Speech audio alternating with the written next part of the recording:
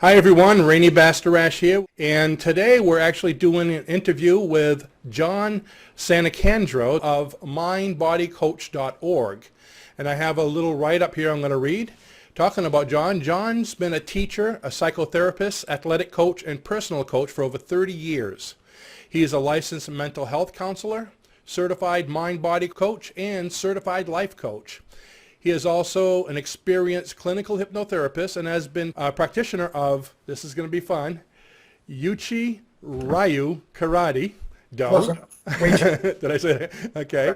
I'll give you a chance to pronounce it right. For the past 25 years, he maintains an active blog at mindbodycoach.org, where he writes weekly on self-help, personal development, and mind-body coaching. So welcome, John. I'd like to thank you for showing up, and I'm going to give you a few moments to talk about yourself and about your business, if you would. Okay. My original career was in teaching, and I know you and I met in 2008 at a time when I was considering a career change. I was a psychology teacher for a number of years, and that interest in that led me to pursue a master's degree as a clinical therapist, and for a while I did two careers. Like a lot of people, clients that I have, I would like to have been fully in mental health and just didn't imagine or see how it could work out. I know that I mentioned I have hypnosis experience. I learned that from you 2008, and something I did from that is I used that as a catalyst for my own ability to make a career change. By 2009, I was fully in mental health. I've been working in mental health until 2014. I'm still somewhat in mental health. And in 2014, I decided to kind of combine some of the things that I've been doing as a career for close to 30 years into mindbodycoach.org. And that's really what that whole thing is all about, getting people to make changes in a way that's more user-friendly, so to speak. What I do is I combine aspects of certainly mental health, personal development, hypnosis, visualization, diet, exercise, wellness, and try to work out with clients something that's going to get them to where they want to be. Okay, great. And I jumped the gun earlier when I said, now, how did I pronounce that karate thing I was talking about? Weichi-Ryu. It's I mutilated that, didn't I? It's easy to mutilate. One of the beliefs that I have about mental health and wellness is that everybody needs to have some activity that they do regularly that makes them feel like they're an athlete. Mm-hmm. Fortunate to find that when I was in my early 30s. I had been an athlete as a kid growing up and athletic coach of track and football. And I found that in the early 90s, before it became what it is today. Today it's become Little League. One of the things that I've written a lot about on my blog is the health and wellness benefits of that as a lifetime activity. It's hard to sell it to people because Americans have this idea in their mind of what it is. And unfortunately, most of what they have as it is through taking their kids to some school where some 15-year-old master gets them to do it. But certainly it's a much deeper and broader study than that. The mind-body benefits of that are considerable. And if people are interested, I've written a number of articles on my blog about that. Simple search of the word karate would bring up all of that. Mm-hmm. Great. Now, you have, being a coach, I'm sure you have people coming for all reasons, but what do you think is the main reason or the main issue people are having that would come to see you as a coach for? Well, the biggest thing that I see in clients that see me for coaching, but also in mental health clients, is people very much get caught up in their own head and think that they can't or they should or they might, but there's something, an obstacle in the way. And it virtually never fails that the obstacle in the way is the way they view themselves in the world. And from that point, most clients are looking to make changes. Goal setting is a huge thing. Career change is a huge thing. I do very well with clients and have a lot of clients that they're at that stage in life where they're starting to be concerned because, I'm not a kid anymore, but I feel like a kid, but I don't move like a kid, and I don't think like a kid, and all these kind of obstacles develop. And more often than not, the obstacles are here. So I work with that, taking the psychotherapeutic background that I have, and I put it in sort of a user-friendly format, get them to examine their thinking patterns, what behaviors they're doing, how those thinking and behaviors lead to positive change, and then what their outcomes are going to be. We work out a plan where I usually start the same. I usually start them with a frame of reference, which is I'll send them one of my ebooks, they'll read it, we'll start using that as a format for change. Also, I combine a lot of the things that I learned from your training in 2008, which, by the way, I highly recommend if you want to, people looking at self-hypnosis. That and the visualization skills that I learned both as an athlete, martial artist, and coach. I to be honest, I use this line quite frequently with my clients about how your mind and your body cannot tell the difference between reality and imagination. Exactly. Something that I know that you're a big believer of, and I work with that. So we kind of look at the outside, what are the nuts and bolts of where we're going with this. I break it down into a format which I call smarter goals, and it's fairly common. But an additional thing that I like to do with them is the mental conditioning, the mental rehearsal, the practicing of that. And it's incredibly powerful vehicle for change. Great. Well, you kind of answered partially my next question, which was going to be if someone came to see you for whatever issues they had, what would your usual course of action be? Which would be sending them your book and having them read that, and then basically making a plan. Well, right. We get together via phone or on Skype. These are for my clients that don't come face to face. And we work out a plan. I look at the question, what do you want? What's keeping you from having it? How would you know when you have it? And what resources can you utilize? Now that last thing, what resource can you utilize? Most people automatically think of, well, I could call my Uncle Joe and he could front me a couple of grand and I could, buy the equipment. That's part of it, but there's also okay, what resources do you have going in your life that you're not aware of? There's a concept in behaviorism, it's called generalization. Essentially what it means is what skills you have in one area of your life have portability to other areas of your life. Most people don't think of that. So I kind of, in some respects, I'll do what I do as a psychotherapist and overall look at your background, psychosocial development, and so on, and take that and say, okay, what strengths do you have? How are we going to build on that? Because most people, I'll give a quick example. A woman client of mine had difficulty communicating with her husband in being assertive in conversation. What do you do for a living? She was a director of a nursing home. And one of the things she did routinely at work that didn't think anything of was she was the person who would go in and tell the family, Mom, Dad, Uncle Joe's got hours to live. How do you want to do this? And I said to her, you got to be kidding me. You can't talk to people about serious stuff, and that's what you do for a living. Bang, light went on. I said, you want to step into that role and that mindset, and, we do the obviously the visualizations part of it. I'm a huge believer in physicality being a way to project a certain image outside. But, all the research indicates that the way you perceive yourself is generally going to be in part because of how you physically carry and conduct yourself. And she made huge gains immediately, simply because she realized, oh, yeah, gee, I can do that, because I looked at her and said, you do difficult conversations for a living. And she said, what do you mean? I told her, and she said, oh, that's another thing I like to do. I like to come at what they're doing from a strength-based perspective. And that's a big part of what I do. Great. Yeah, it's just like with salespeople. Say, oh, I can't sell anything. You've been selling things since the day you were born.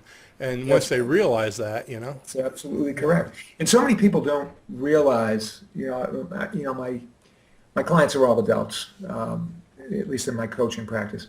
And people lose touch with what abilities they have because we overthink things. I use the analogy all the time with my clients when they say, I can't, I won't, I'm never going to be able to. When they get negative, I said, I often say this, it never fails to get a smile. I said, if you believe like that, if you believed that years ago, you'd probably still be sitting in a dirty diaper on your parents' kitchen floor. And they'll look at me and I'll say, do you understand what I'm saying? I go, all right, I get it. We overthink things as adults. That's what we do. That's the element of being a human is we're planning for the next this, the next that, and if I keep thinking about it, I'll be ready for the unexpected. Once a client learns that the unexpected is, by definition, unexpected, they can start living and start making some moves forward. Good point. A light bulb just went off when you said that. The unexpected is actually the unexpected. How can you prepare for it? Well, another thing, recalling your, I know it's not an original quote, but it sticks in my head. It's coming from you, that all hypnosis is self-hypnosis. Mm-hmm. I like to tell my clients, these are my therapy clients as well, all help is ultimately self-help because I can't fix you. I can help you fix you because you probably have resources and strengths and assets that you haven't used since you were a kid. A lot of times people stop using them somewhere in the early years of school. A switch goes off in our head and we start self-sabotage. Little kids don't do that. And if you think about the development of all of us, we speak English, any language. Some people speak multiple languages. You can tie your shoes, you can ride a bike, you can hit a baseball. You have an adult try to do something like that, right away the negativity comes in. I can't, it's impossible, I'm too old, I'm too heavy, I'm not good enough. It's all nonsense. And that's what I try to sort of convey to my clients. Now we're going to get into the nitty-gritty here, okay? I'm going to put you on the spot. Okay. Now, of course, because you do all these things, you obviously have your act together and know quite a bit. However, before you became the coach and psychotherapist and all the things that you do right now, have you ever had anything that you suffered from, negative mindset, that held you back from being the person that you are now, and how did you get past it? Well, I can't think of anything specific other than the normal, teenage angst of, am I ever going to be this, that, or the other thing? But one of the things that, I don't know if it's a characteristic, genetic, I think certain things seep into your DNA, so to speak, is the idea of consistent effort. That a lot of the recent research that I've done, both for my own personal development, but also for my practice, my coaching and my clinical practice, is behavioral based. And one of the things that I kind of intuitively knew, even as a kid, was that if you don't feel well or you don't feel well about yourself, the way to overcome that is to do something. I've developed a saying, and this is one of my original thoughts, by the way, where I tell my clients, get out of your head and get into your body. And what does that mean? Well, getting into your body means to get out of this. This is where the negativity lives. This is the key to a successful future, or the key to staying in your parents' basement the rest of your life. And it's all nonsense that plays up here, is doing something. A lot of the research that's come out in the last few years is in a field called positive psychology. University of Pennsylvania has gone overboard with research and evidence-based studies that show the way to change attitudes is to first change behavior. Bring the mind and the body will follow. You want to change your mindset, you change your body. And one of the things that I learned as an athlete, and now that knowing what I know now, when I didn't feel well physically, bundle up, go for a jog. Felt poor self-esteem, go work out. Move some weights, do some push-ups, get comfortable with that physicality. And that has always, always, always been a catalyst for change for me, that when I don't feel well, that's what I do. And I've been thrilled in the last couple of years to see that a lot of the research indicates what active people like myself have known all along, that we don't do these things to look good. I mean, it's nice to look good, but the mental health benefits are certainly much, much better. And self-esteem, my self-esteem as a kid was always bolstered by athletics. And then later on, moving into adult life, it was, can I get this as a teacher? Can I get through to this kid? And then after a period of time, it became, can I get through to these adults? And that's part of what's always driven me. I think anyone can improve self-esteem if they're willing to do something for someone else without judging it. Just do something. Because my rationale with self-esteem is if you have something to give to someone else, if you've got enough to give something away, then clearly you've got enough for yourself. And that really something that resonates with people. Great, great. If you had one secret, you get a bunch of them, but if you had one secret you could share or a bit of wisdom to help viewers to achieve success, their own success, or the success that you have, in case they want to go that way, what would it be? One secret, I think, is, I know that you're a big believer in The Secret. I've written an article, which I don't know if you've seen it, and it's something that I believe in. It's called The Secret Is, There Is No Secret. And to me, the secret is combining positive thinking with action. Because positive thinking will get you so far. Affirmations are great. They're twice as good if they're paired with action. Because if you're telling yourself, I can do something, I can do it, I can do it, I can do it, and you're doing little incremental parts of it, your confidence goes up. And I remember something that might have been you that said, is that if you open your mind to these possibilities, I think it was you, the universe will line up and it will happen the way you envision it. And my take on that is when you envision something and you really work it hard here, during your waking hours, during your day-to-day life, you'll see opportunities to act that you didn't see before because you've been working this. Exactly. And that's where the self-help hypnosis becomes a big thing. I meditate every day and or do aspects of self-hypnosis.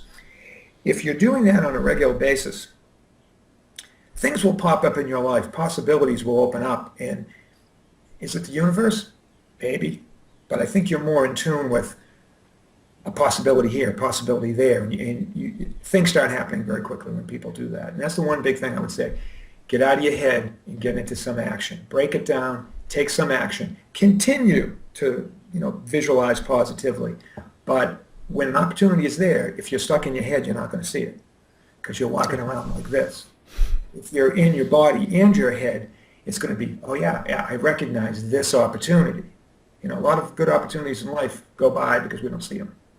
And combining those aspects, But the biggest thing I think with clients is, okay, let's do something. Let's take an action.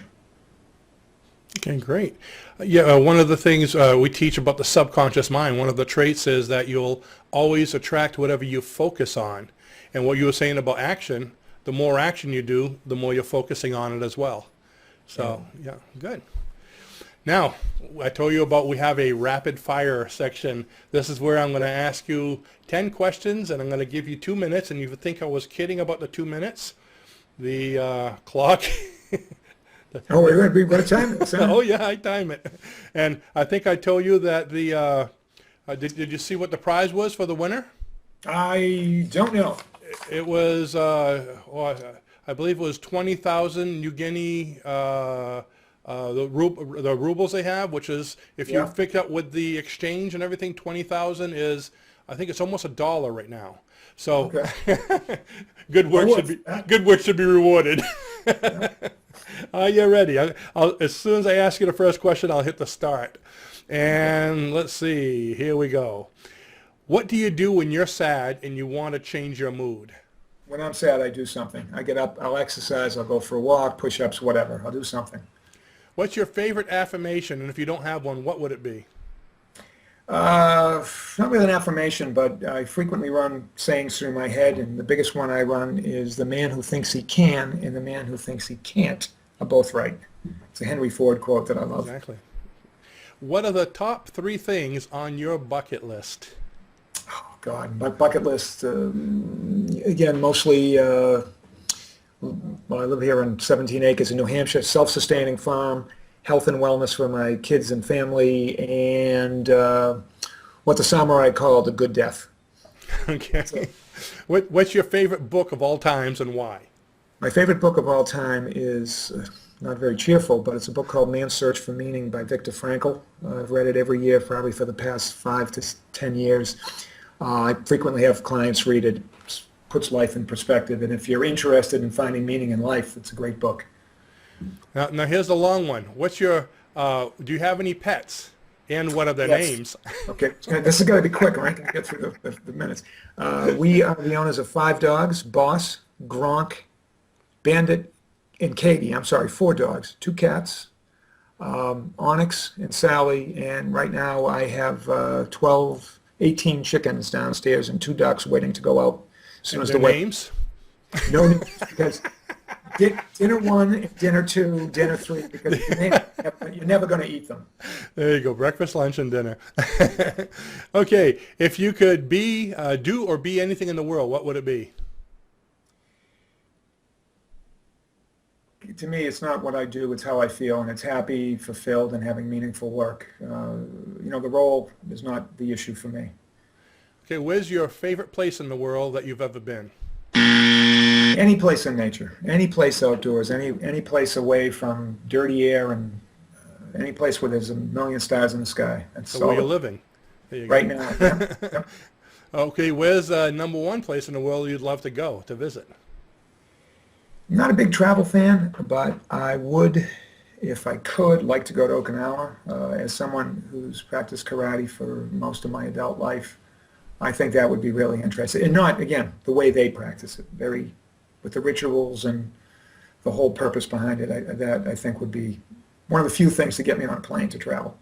Okay, we've hit the 2 minutes, but I'm still going to go through the last question. So the Last question. the If it's a 98 cents is gone. Sorry, Okay, that's okay. right out of your reach. Look at that. You can't buy me.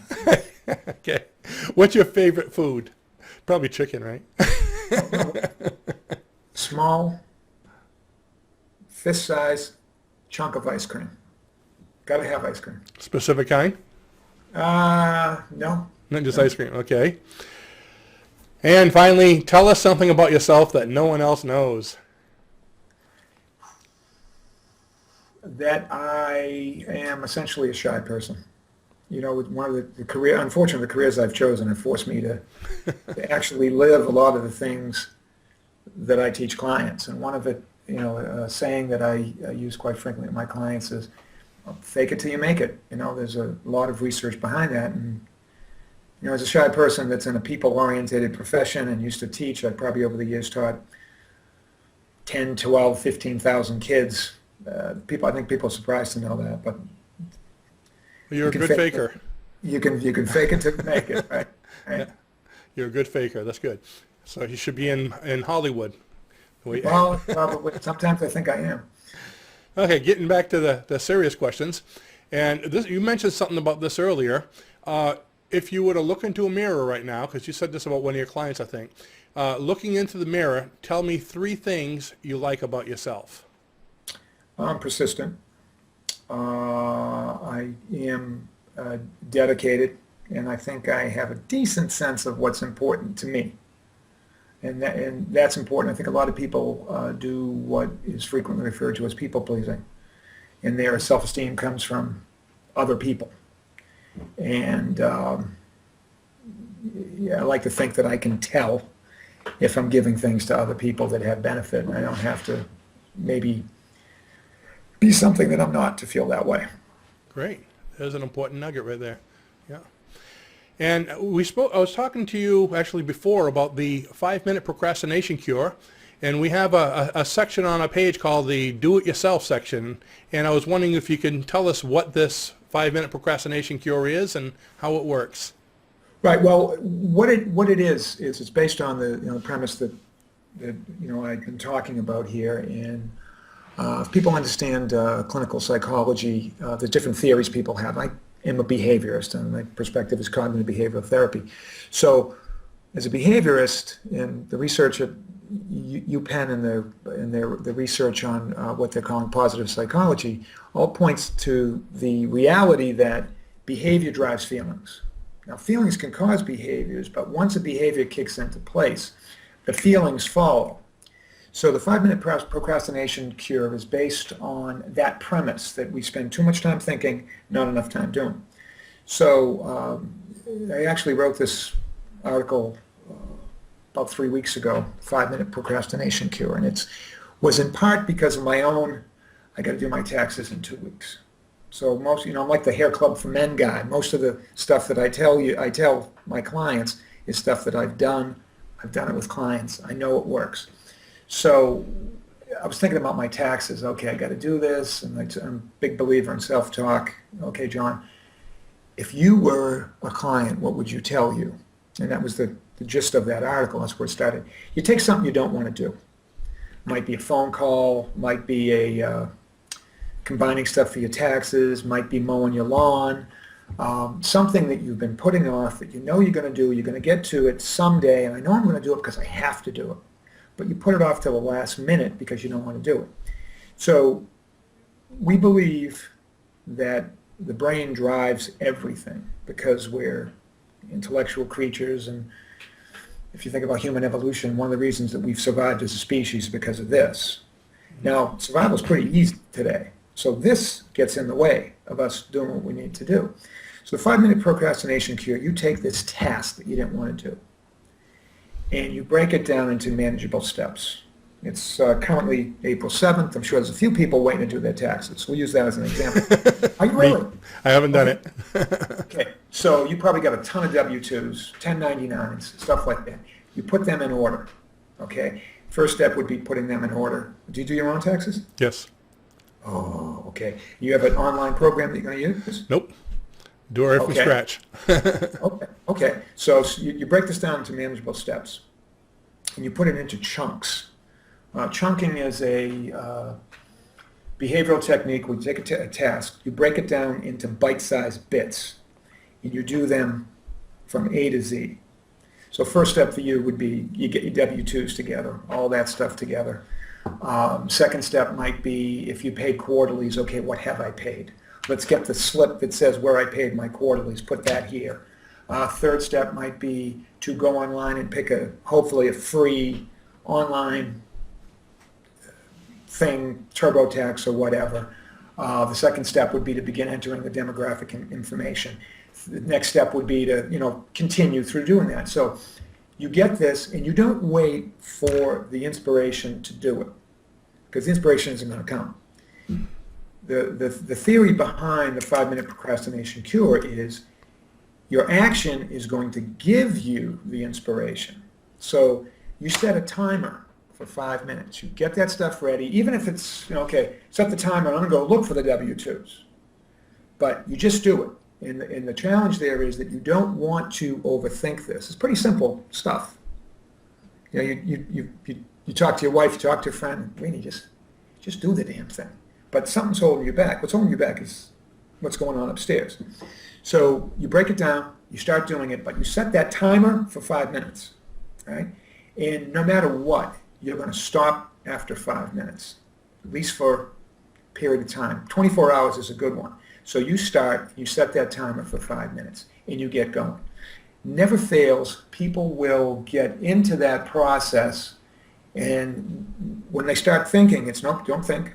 It's like if you meditate, one of the things that you learn to do is to get back to your focus. Your mind is going to wander. One of the differences between self-hypnosis and meditation is with self-hypnosis, you are creatively using where you're directing where your mind goes, and you focus on it. You make it real. You dial it up. You bring it in. You practice it as if it was real, and then in real time it becomes real. Well, with meditation, one of the things you learn is that when you lose your focus, you go back to your focal point.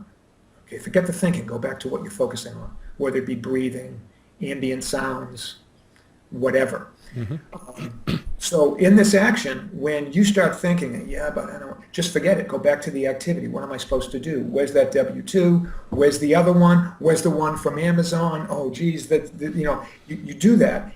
And you don't think. You focus on the action. Get back to the action. After 5 minutes, that alarm goes off. You're going to be upset. Wow, geez, I was just getting into this. Now you realize it's sort of like a mind game. And what's happened there is your body has started to do something. And now you know you can do it because you already started doing it and you didn't overthink it. So the feedback you get is that feeling of frustration that, oh man, I was just getting going here. Now, if you want to cheat, if you're doing your taxes this weekend, you want to cheat, I know I said I wasn't going to go back to it tomorrow, but you know what? I'm going to shut the timer off. I'm going to go as long as I can. Save it, put it away, and come back to it. And you repeat this as often as you need to, but 5 minutes is very much, it's analogous to exercise. All right? People that exercise, no, you don't always feel like doing it, but you're virtually always glad that you did. And somewhere in that first 5, 10, 15 minutes, depending on what it is, automatic pilot kicks in. And you start feeling that connection where the effort becomes a little bit more effortless, if that's the right word. That's what you're looking for with the 5-minute cure. The faulty logic we have is, I will do this when I am motivated. When the logic really should be, because I am doing this, I am motivated. Well, how do you know that? Well, I'm doing it. It's the don't look down theory. You know, if I asked you to walk across a balance beam's about, yay big. I put it on the floor here, you could do it, right? You definitely do it. If I put it up 10 feet, now it gets rougher. I put it up between 2 buildings downtown Manhattan. It's impossible. Why? This, same balance beam, right? So 5-minute procrastination cure is taking the mindset that my actions will give me motivation. My motivation is not going to lead to action. It seldom does. So that's kind of that in a nutshell. Certainly there's more in the article on my website about that as well. Well, thank you. Now, for one of my most enjoyable parts, I spoke to you about if you had a joke for us or a funny story. Yeah, when we started this, I was thinking about jokes, and I'm not a huge joke guy. I'm not that I don't have a sense of humor, but I don't tell a great joke.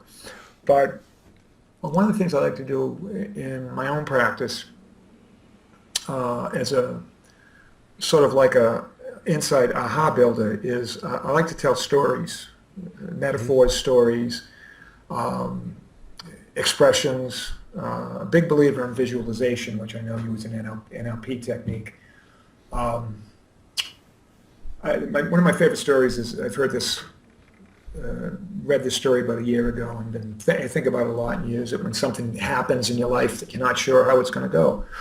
And it's a Zen story. It's frequently called Maybe. And it's a story of a farmer who lives alone with his son on a farm in a province in China. And the only work animal he has is one horse. He and his son work very hard with this one horse. So one day the horse runs away. And every evening the villagers get together, and the village meets that night, and they're sharing their day. And he's consoled with, oh my God, that's terrible. You've lost your horse. How horrible. How are you going to get by? It was so sad for you. And they said, this is a terrible thing. He said, maybe. Next day the horse returns, and it's got 5 wild horses with it. That evening the villagers meet, and they say to him, what a great stroke of good fortune. Now you have 6 horses, and you have a son. You're so lucky. He says, maybe. The next day his son tries to domesticate one of the new horses. So he throws a saddle on it, tries to ride it, can't, falls, breaks his leg, can't work. That evening, oh my God, you're working all alone. What are you going to do without your son's help? This is a terrible thing. He says, maybe. The next day, their province declares war on a neighboring province. And the overlord of the province goes through the village and takes everybody's sons and enlists them in the military. His son can't go. This is a terrible thing. Maybe. That's the story. Well, thank you. Good point.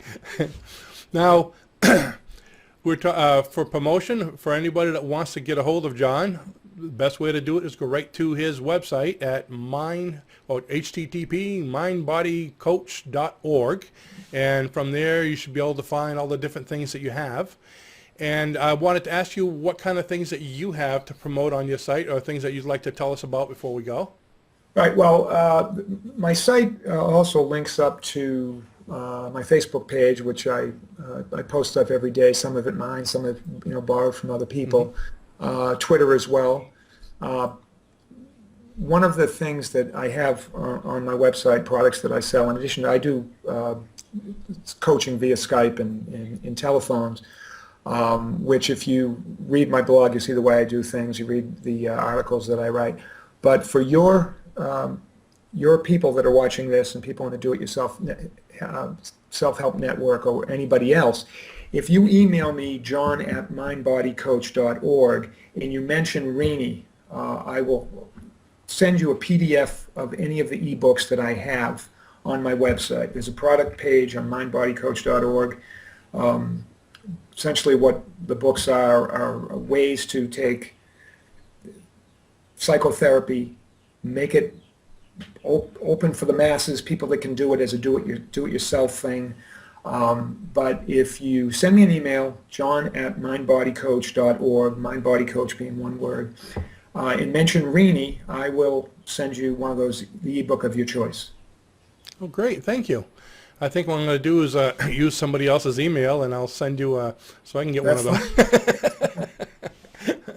Well, John, I'd like to thank you for visiting with us. I really enjoyed it, and you had some great nuggets in there that a lot of people can use. So thank you very much for joining us. Thank you very much, Rini. And I mentioned this to you before. One of the catalysts for myself as a vehicle personal development was your training that I had years ago. Which I highly recommend. And even though we haven't had a lot of contact over the years, I've been following your stuff and think it's great. And I appreciate the work you do. Well, thank you, John. You have a great night. All right, great talking to you. Take care.